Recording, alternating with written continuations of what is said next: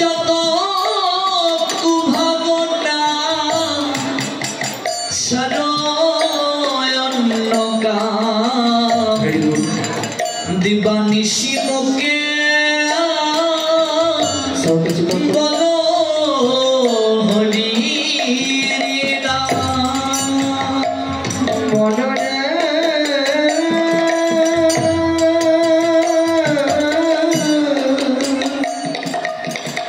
যত কুভাবনা ছাড়ায়ন্নকা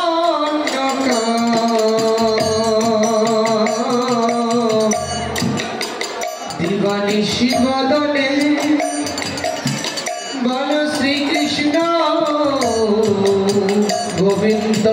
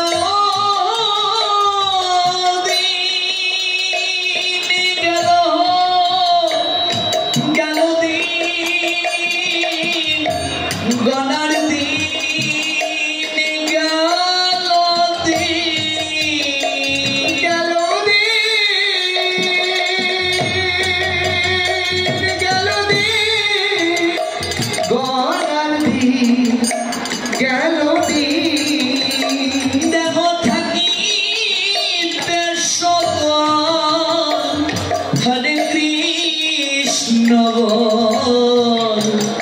অঙ্গয় অবশ্যইলে লইতে পারবে না দেহ থাকিতে সব হরে কৃষ্ণ